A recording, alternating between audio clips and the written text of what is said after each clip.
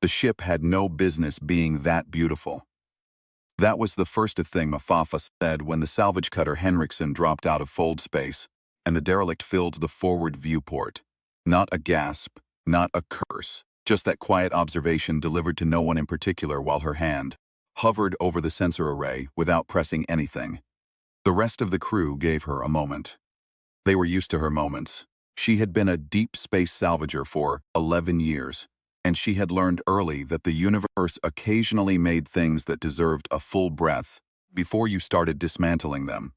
The ship was enormous, not warship enormous, not colony barge enormous, something else. Something that suggested the builders had never really thought about scale as a constraint. It turned slowly against the limb of the planet below, and the planet itself was a bruised purple-gray, wrapped in clouds that hadn't broken in geological time. The derelict's hull was dark, but not dead dark. There were lines in it. Geometric traceries that caught the gaunt distant star's light and held it, channeled it, moved it across the hull in slow patterns that Mara's sensor returns said were not bioluminescence and not power discharge, but something the instruments had no category for, so they called it thermal scatter and left it at that. "How old?" said Declan, her first mate, looking up from his own board. "Old," she said. "That's not a number." "No," she agreed. "It's not."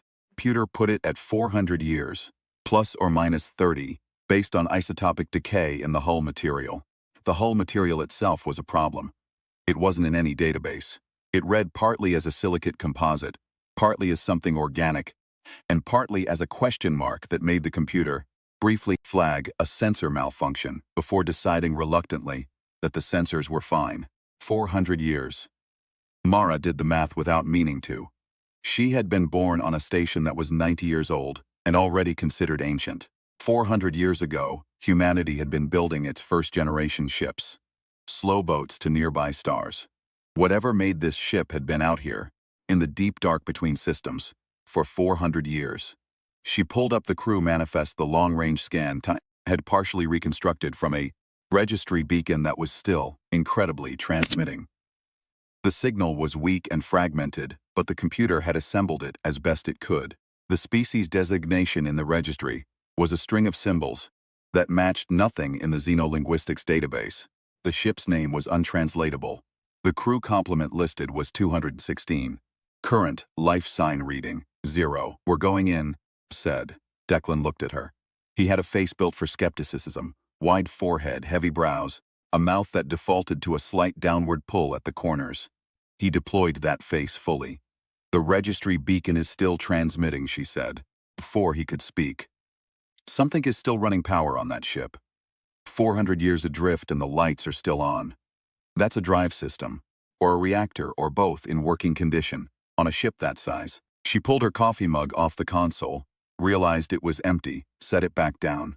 "Declan, on a ship that size." He looked at the viewport for a long moment. The derelict turned.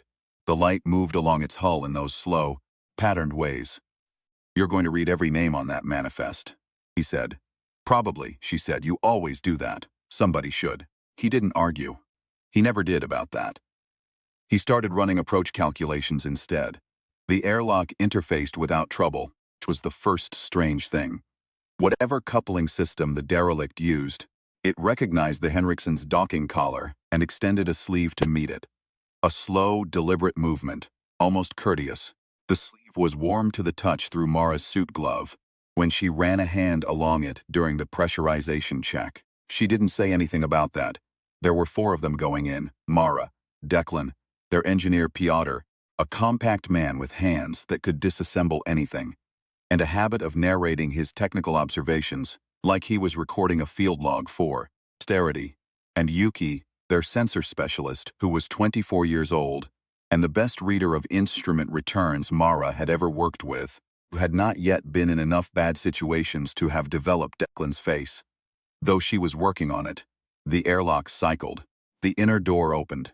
The ship breathed. That was how it felt.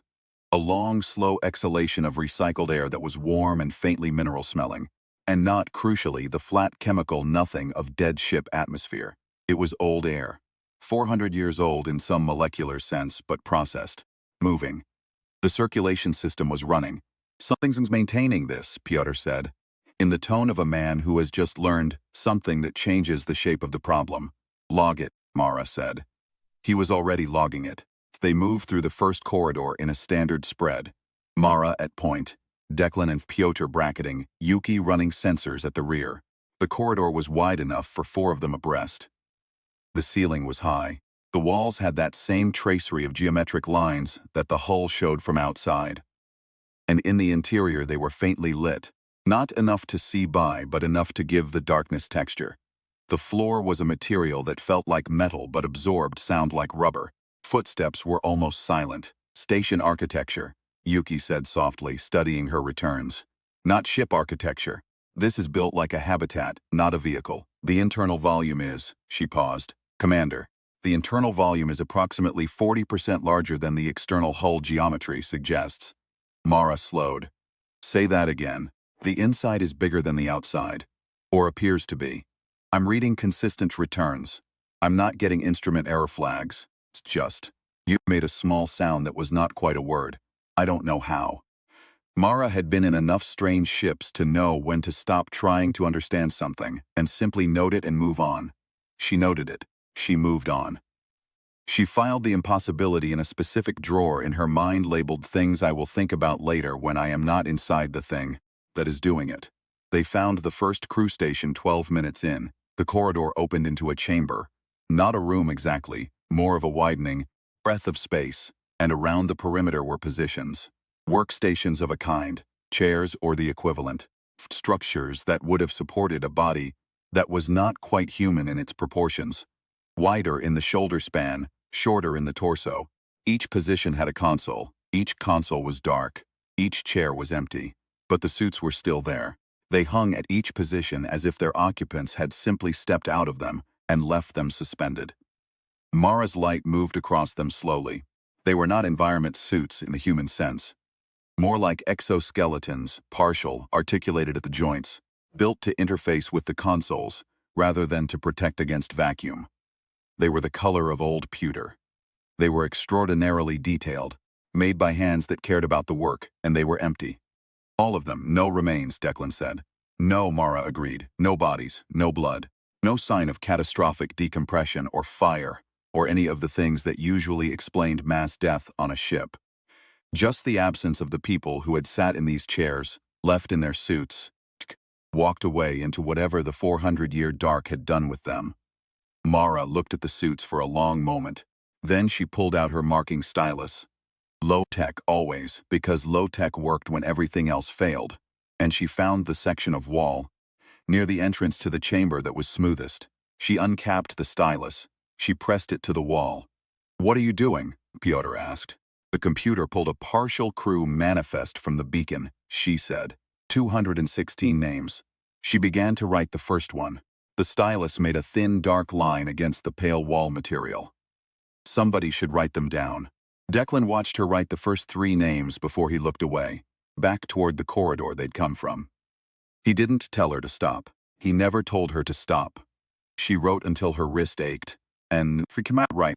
The deeper they went, the older the ship felt. Not physically, the structure was immaculate. The kind of immaculate that came from active maintenance, not preservation. No corrosion, no dust accumulation. The filters and circulators were working, 400 years in, and working well. But the weight of time was in the geometry of the place, the way the corridors curved, the proportions of the chambers, the scale of everything, built for minds that had decided this ship would last, and had built it accordingly. Pyotr found the reactor 40 minutes in. He stood in front of it for a full 30 seconds without saying anything, which was for Pyotr an extraordinary silence. "It's a closed-loop antimatter containment system," he said finally. "But the containment geometry is wrong. It's not magnetic. It's..." He moved around the housing running his scanner. "The containment is structural. The architecture of the containment vessel itself is somehow. It's stabilizing the reaction. Without magnetic fields. Without power input to the containment system. It maintains itself." "Perpetual?" Declan said. "Nothing is perpetual," Pyotr said. "The firmness of a man defending a principle. But very, very long cycle. Long enough that on any human timescale it might as well be." He ran another scan. "This is why the ship is still powered. The reactor was never going to fail. It's not physically capable of failing, short of someone actively destroying the containment vessel. He looked at Mara. This is worth more than the ship. Everything in this ship is worth more than the ship, she said. Keep moving. They kept moving, past server banks that Yuki said were still processing something, though what she couldn't determine, past what appeared to be a medical bay. The instruments inside were laid out with the particular careful organization of a space that was used, regularly and then deliberately tidied, not the random abandonment of a space left in a hurry. Past a chamber smelled like soil, rich and dark, and when Mara pushed the door fully open, they found plants. Living plants, low and broad-leafed, containers that provided their own slow-drip irrigation. The light panels above them cycled at intervals. The plants were growing. Someone is tending this, Yuki said. Something, Declan said. They were quiet after that. They found the first evidence of the warden 2 hours in. It wasn't the warden itself. It was the marks it left. Long scrape lines along the corridor floor, too regular to be structural damage, in a pattern that Yuki recognized after a moment as a patrol route. The same path, repeated over years or decades, until the passage of something heavy had etched itself into the floor material. The scrapes were parallel. Whatever left them was wide, wider than a man, and moved with the same systematic regularity of something executing a program rather than making decisions. Automated security? Declan said. Possible, Marisa said. How big? Yuki ran a rough measurement from the scrape width. She showed Declan the number.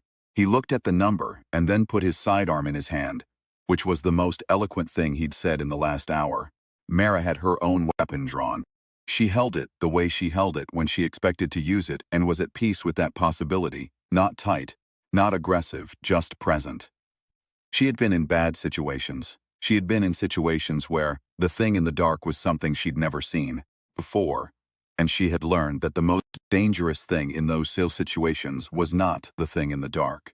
It was the person next to you who decided that panic was the appropriate response. She looked at each of her crew in turn. Declan looked back, steady. Pewter had his scanner in one hand and his own weapon in the other, and was logging readings. Yuki was controlling her breathing with visible effort and succeeding. Good people, Mara thought. She had worked with good people. She was aware, in a way she usually kept carefully in the background, that she loved them in the matter-of-fact way. You love the people you trust with your life so often that it stops being remarkable. They followed the scrape lines toward the ship's core. The chamber at the core was vast. It rose 4 full decks, or what would have been 4 decks on a human ship. Here the vertical space was a single uninterrupted volume, the geometry of it suggesting the builders thought in terms of volume rather than floors. The light was stronger here, coming from the tracery lines in the walls which ran thicker and brighter the closer they were to this central space. And in the center of the space, suspended in a lattice of the same structural material as the walls, was the cache. Mara recognized it for what it was because she had studied enough xenobiology in her years, salvaging to know the general morphology. Even when she had never seen the specific form, she had encountered dormant biological structures before. Spore masses, seed pods, things that waited. These were not seeds. They were large, each one the size of a ground vehicle, encased in a translucent material that was opaque at the center and became clear at the edges. Inside each one, coiled, was a form. The same form, peated, 200 and perhaps more suspended in the lattice above her. They were not developed. They were not active. But they were alive, in the slow, low-temperature biological sense, and Mara's suit sensors confirmed it immediately. Warmth signatures, faint but regular, in the pattern of metabolic processes running at a fraction of normal speed. She had found the ship's real cargo. What are they? Yuki whispered. Mara looked at the nearest one for a long time. The form inside was segmented, multi-limbed, with a sensory cluster at one end. That was not quite a head but served that function. It was not beautiful in any way she had categories for, but it was. She searched for the word. It was designed. She could see that immediately. It was a thing that had been made deliberately to do something specific. The limbs were built for it. The sensory cluster was oriented in a specific direction. The body was armored in a way that protected the critical parts and left the tools free. They're weapons, she said. The ship's cargo is weapons. Biological weapons? Piotr asked. Living ones. Or they will be when they mature. She looked up at the lattice. Coiled form stretched into the upper dark. This ship wasn't lost. It was seated. Sent here. In orbit. Until whatever signal was supposed to wake it came. 400 years, Declan said. Something went wrong, she said. Crew died. Something happened to the crew, and the ship kept drifting. On the same slow orbit, never quite falling, never quite leaving.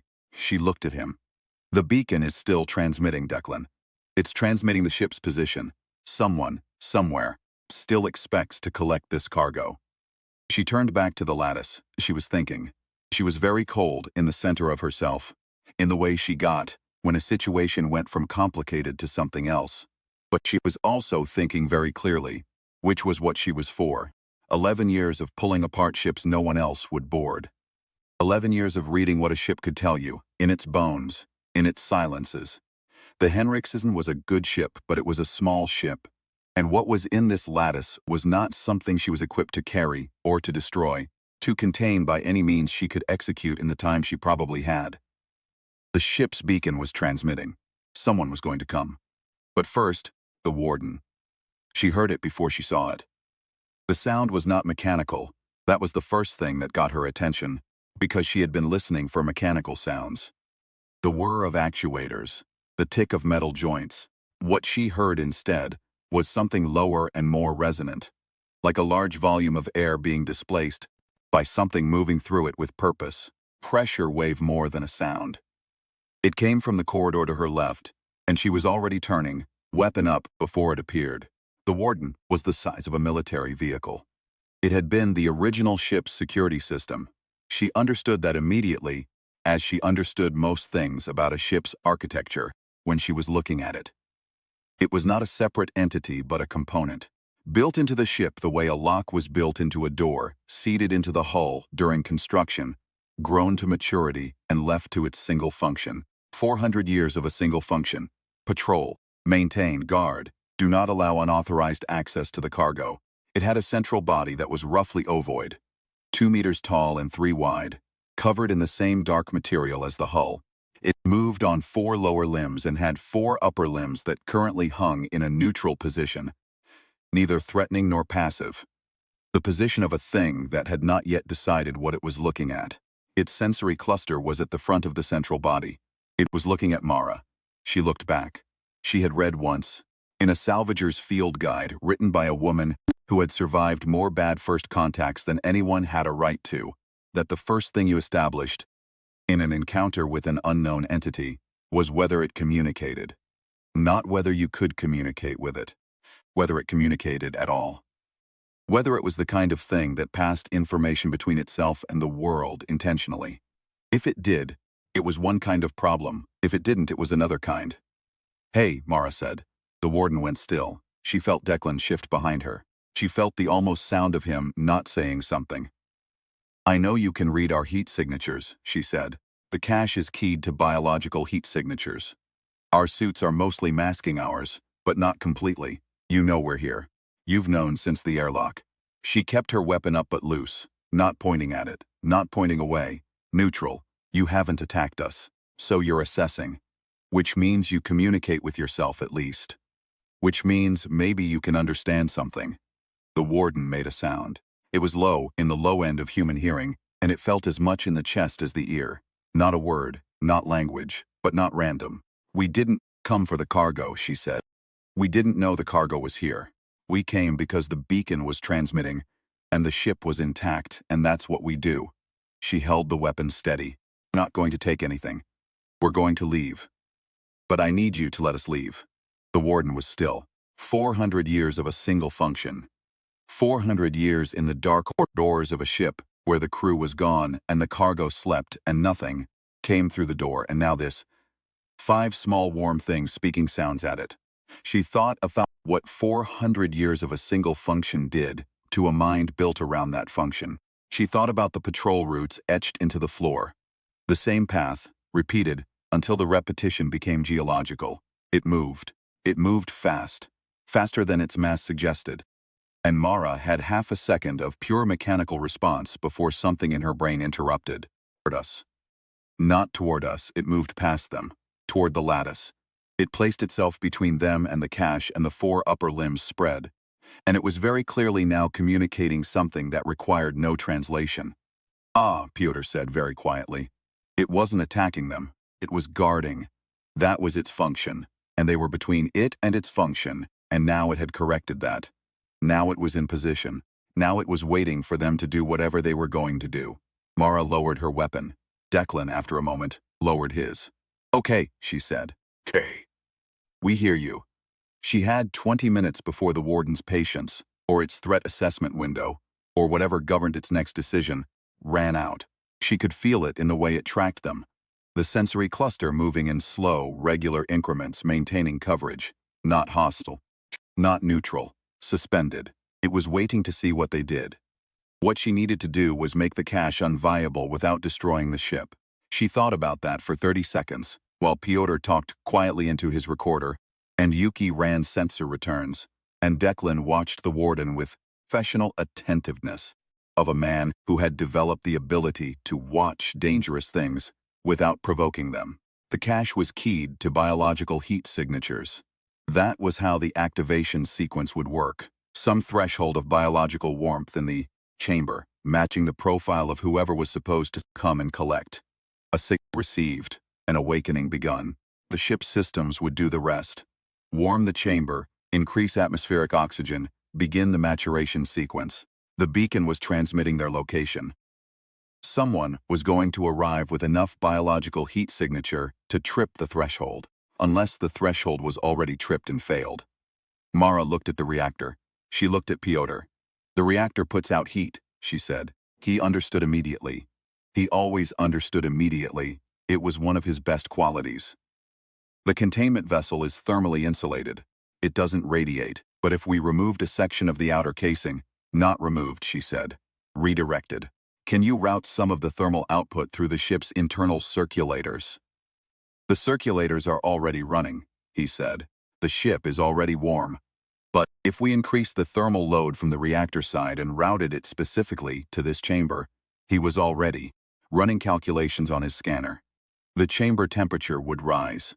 The biological signature of the heat would be wrong. It's not body heat. It's reactor bleed. But the threshold sensors might not be sophisticated enough to distinguish. They're 400 years old. They were built to detect a gross heat signature, not to analyze it. How long to rig? Here, without tools beyond what we're carrying, he looked around the chamber. 40 minutes if I'm lucky. 20, Mara said. He gave her a look. We don't have 40, she said. I understand that, I'm saying. Pyotr. He made a sound that was not quite a word. 20, he agreed. If I am very lucky, and the circulators are accessible from the local junction. He went to find the local junction. He was back in 4 minutes with the news that the junction was accessible, and Mara had spent those 4 minutes walking a slow perimeter of the chamber. Not toward the warden's position, looking at the lattice from different angles, counting. The warden tracked her. It was very still. She stopped near the wall, beside the chamber entrance, and pulled out her marking stylus. What are you doing? Declan asked. From near the warden's position, where he had stationed himself in a piece of tactical positioning that was probably unnecessary, and comforted her considerably. Finishing the list, she said. She had transferred the names from her work on the crew manifest to a small file she kept on her wrist. Unit. The partial list. The reconstruction the computer had made. She pulled it up. She pressed the stylus to the wall of the warden's chamber, because someone should, and began. The warden watched her write names on its wall. She was on the 47th name when Pyotr called from the junction access and said he had the first circulators reconfigured. She kept writing. She had been keeping track of time in a separate part of her brain, the way you learned to do when minutes mattered, and she had 4 minutes left. She wrote faster, abbreviating where she had to, working through the list. The ship's name, the registry string of symbols she couldn't read, crew count, 216. She reached the end of the reconstructed list at 188 names. 28 she didn't have. She drew a line. Below it she wrote the number, 28. She drew another line below that. She capped the stylus. Pyotr, she said. Ready, he said. Do it. The change was subtle at first, a slight increase in the ambient warmth of the chamber, like opening a door into a summer corridor. Then more. The chamber temperature rose by increments, and the lattice responded. The translucent saying on the nearest cache pods began to show a faint change in light distribution, the internal illumination shifting slightly. The threshold was reading the warmth. The threshold was interpreting. The warden moved. Not toward them. Toward the lattice. Toward its charges. With the same purposeful speed it had shown before. Placed itself at the base of the lattice, and the upper limbs spread again. Wider this time, and the sound it made was different. Lower. Something that resonated in the chest differently than before. It was confused. Mara thought, 400 years. 400 years of a single function. And now the activation sequence was beginning. And there was no one here to receive the cargo. And the heat signature was wrong, in some way it couldn't name. And the small, warm things were still in the chamber, but they were not doing anything. Threatening. "We need to go," Declan said. "I know," she said. "Mara, I know." She looked at the warden one more time. It was enormous and old, and built for a purpose that was terrible, in the way most military things were terrible, and had been doing that purpose, alone in the dark, for longer than any human institution had existed. She didn't feel sorry for it, exactly. She felt something adjacent to sorry that didn't have a word, in the way that the universe occasionally produced situations that the available vocabulary couldn't quite reach. "Good luck," she said to it. It tracked her with its sensory cluster as she walked toward the exit. It did not follow. They made it back to the airlock in 11 minutes, which was faster than their inward journey by 9 minutes. Didn't count steps or seconds. She ran the route by feel, navigating by the corridor geometry she had mapped on the way in, trusting her spatial memory the way she had learned to trust it. The ship breathed around them. The walls carried their slow light. The plants in their chamber continued to grow. They passed the room with the crew stations, the empty suits, the names on the wall. Mara slowed for just a moment as they went past. She looked at the writing on the wall, the thin dark lines. 188 names, and then the number for the 28 she didn't have. "Come on," Declan said, not unkindly. "Coming," she said. The airlock cycled, the sleeve retracted. The Henrikson's familiar smell, machine oil and recycled coffee, and the particular human smell of 4 people who spent a lot of time in a small ship together, wrapped around her like a physical thing, and she stood in it for a moment and let it be a relief. She pulled her helmet off. "Pyotr," she said, "how long will the thermal redirect run before the circulators reroute themselves back to standard?"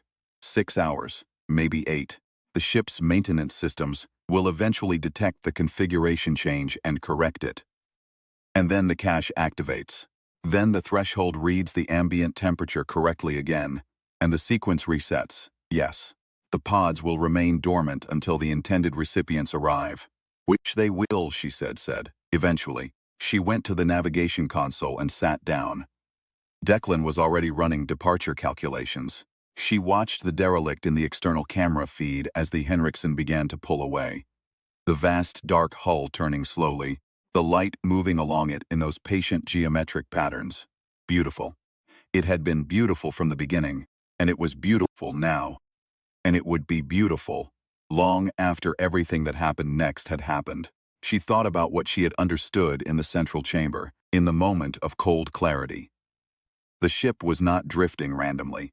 The ship had been in the same orbital path for 400 years, and that path was not a random one.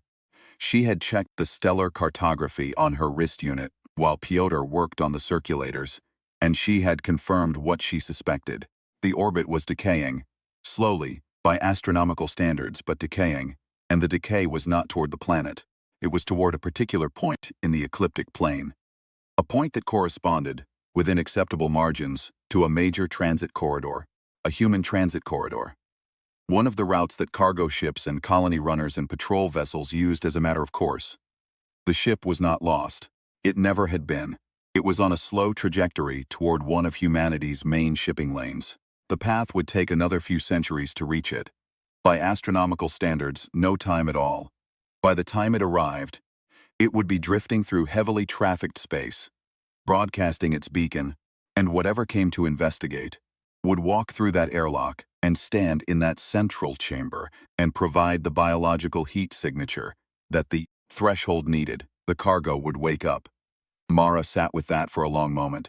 Then she pulled up the beacon frequency, the one the derelict was still transmitting on, the one that broadcast its position. "I'm going to piggyback a message on the beacon," she said. Declan looked at her. Of message. She began composing it. Automated looping. On all standard frequencies, not just the beacon frequency. "Whoever comes to investigate this ship gets the warning first," she typed. She was concise. She had always been concise, and she was precise. Because precision was kindness, when what you were doing was telling people that something terrible was waiting for them. She included the location data. She included the biological readings from the cache. She included the warden's dimensions and the fact that it was not initially aggressive, but was guarding its charges, and would eventually treat unauthorized access as a threat. She thought for a moment. She added the reactor specifications, Peter's field notes on the containment geometry, partial crew manifest, all 188 names, and the number 28 for the ones she hadn't been able to recover. She included the coordinates of the transit corridor the ship was drifting toward and her estimated arrival timeline. She transmitted it to the salvage authority, not to the commercial networks. To every emergency channel, every scientific monitoring frequency, every military listening post she had the codes for, which was more technically supposed to have codes for. The message would reach human space in a few months. It would be archived, debated, argued over, probably initially dismissed by someone important who would later have cause to regret that decision. But it would be in the record. It would be retrievable. She encoded it once more and burned it into the Henrikson's own beacon, so that anyone who found their ship would find the warning. "That's not going to stop them from coming," Declan said. "No," she agreed. "But it changes what they know when they get there." "Is that enough?" She thought about the warden standing at the base of the lattice in the thermal warmth, its upper limbs spread, guarding its charges with the patience of something built for exactly that and nothing else. She thought about the names on the wall. She thought about the 28 she hadn't been able to find. "It's what we can do," she said. "From here, now." She looked at the derelict one more time in the camera feed. It was smaller now, receding. "Set course," she said. "We need to get back and make noise." 3 days out from the derelict in fold space, with the stars collapsed to the silver compression of a ship in transit, Mara sat in the Henrikson's small common space, with a cup of coffee that was actually hot for once, because Piotr had fixed the heating element during the hours when none of them could sleep. She had her wrist unit in her hand. She had the partial crew manifest pulled up. She had been thinking about the 28 she didn't have names for. The computer had reconstructed what it could from the fragmented beacon signal. Some of the names were partial, first elements only, or last elements only. In a naming convention she could only partially decode. Some were absent entirely. Gaps in the registry where the signal had degraded too much to recover anything. She had their positions in the manifest, though. She had the registry slot numbers. She knew they had been there. She opened a file on her wrist unit. She labeled it for the derelict, the registry string, the untranslatable ship name, the coordinates. She transferred everything she had, the 188 names, the 28 gaps, each marked with their registry slot number, each marked as unknown, coverable pending further signal reconstruction. She closed the file. She sat with her coffee. Outside the Henrikson's hull, fold space moved in its incomprehensible ways, and the ship was a small warm thing inside it. She thought about the message she had sent. She thought about the people who would receive it. She thought about the debates it would cause, the investigations it would trigger, the eventual arrival of someone with better equipment and more authority, and probably less instinct than she would like. She thought about what they would find when they stood in that central chamber and looked up at the lattice. She thought about what they would decide to do about it. She hoped they would be careful. She hoped they would read whatever of the names was left on the wall. She hoped that whoever walked that ship next would walk it with their eyes open and their trigger fingers easy, and the part of their brain that registered scale and age properly engaged. She hoped they would understand that the ship was not an accident, that it had been sent, and that whatever sent it would eventually notice it had not arrived, and that the discovery was not just a discovery, but a signal sent in return. Found it, we opened it, we know what it is. She hoped they were ready for that. She thought, we will not always be ready. We are almost never ready for anything. In the first moment of it. We are small and slow, and we have been in space for what the universe considers barely a geological eye blink. We have almost none of the tools we will eventually need. We have never had any of the tools in advance. What we have done, every time something has come out of the dark, is figure it out in the moment. She opened the file again. She looked at the 28 empty slots. She would file the data with the xenolinguistics department when they got back. The name conventions were decodable. Given enough time and enough intelligence, applied to the problem. She would file the reactor notes with the physics community. She would file the biosignature readings with the Xenobiology Institute. She would make sure the warning message was in every relevant archive. She would make sure the names were in the record. All of them. They came out of fold space 11 days later, into the system that held the nearest human station, and the station was busy in the way that large human concentrations tended to be. Traffic, chatter, the constant low-level noise of people conducting the business of being alive. It was loud, in the way that Mara had learned to find specifically comforting after long missions. The background noise of human occupation, the evidence that people were here, doing things, talking too much, getting in each other's way. The message had arrived 3 days before them. The fold space communications relay had been faster than they were. There were 6 missed transmissions waiting for her when the Henrikson's communication system synced with the station network. 2 were from the Salvage Authority. 1 was from a university xenobiology department she had never heard of. 1 was from a military frequency she was surprised to have been contacted on, though not entirely surprised, given the content of what she had sent. 1 was from a journalist who had somehow gotten her contact information, which she deleted immediately as a matter of policy. The 6th was from a stranger. She opened it. It was brief. It said, I ran the signal reconstruction algorithm you attached to your message against the beacon data you sent. I recovered 23 of the 28 missing names. I'm attaching them. Please let me know if you want to compare notes on the remaining 5. 23 names. She sat with that. Then she forwarded the file to her wrist unit and pulled up the manifest and began carefully filling in the gaps. The conference that assembled in the weeks that followed was, by the standards of human institutions, remarkably fast. There were arguments about jurisdiction and access and what, precisely, the Salvage Authority's mandate covered when the salvage in question was a 400-year-old alien weapons cache drifting toward a transit corridor. There were arguments about what to do. There were people who wanted to destroy the ship. There were people who wanted to study it.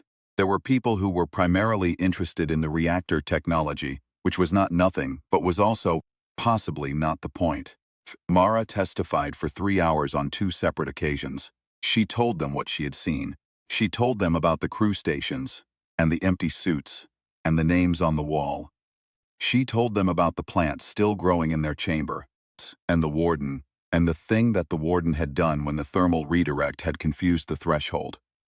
The way it had spread its upper limbs, and made that low resonant sound, guarding something it was built to guard, doing its function, 400 years alone in the dark, and doing it still. She told them about the orbital trajectory. She told them it was not an accident. She told them that something, somewhere, had sent this ship on a specific path, and that the path ended somewhere in human territory, and that whoever had sent it probably knew that. She told them that the 28 missing crew names were almost all recovered now. The stranger with the reconstruction algorithm had gotten 25 out of 28 before running out of recoverable signal, and Mara had filed the remaining 3 as unknown, coverable pending better technology, not lost. She told them she was going back out, not to the derelict, to the next thing. Whatever the next beacon was, whatever the next ship drifting in the dark, in some orbit that was not quite random. She told them this the way she told people most things. As a statement of fact, offered once, with no particular expectation of argument. The committee chair asked her if she was afraid. She thought about the warden. She thought about 400 years of a single function. She thought about the cash in the lattice, alive in its slow way, waiting. She thought about the 28 names. She thought about the one the stranger had identified last, the one that came in a final message that said, "I think this last one is a rank title, not a name. But here is my best reconstruction of the actual name embedded in the rank string." The reconstruction had been tentative, flagged as low confidence. Mara had marked it as such in the file and kept it, all of them, all 216. "Not lost, yes," she said to the committee chair. "I'm afraid." She picked up her coffee cup. She set it back down. "We're going anyway," she said. "That's what afraid means. When you go anyway." She looked at the committee, the assembled faces of people, trying to decide what to do about the thing she had found. Been going anyway since the first human being walked to the edge of the firelight and looked into the dark and walked forward. "We don't have the tools yet. We don't have the preparation. We have barely been here, by the scale of whatever made that ship." She folded her hands on the table. "But we found it. We read the names. We sent the warning." She looked around the room. "We know something now that we didn't know before. That's how we do it." She stood. She had a ship to get back to. Outside the station's viewport, the stars were where they always were, and the dark was between them. And in the dark there were ships, drifting on slow trajectories toward things that mattered.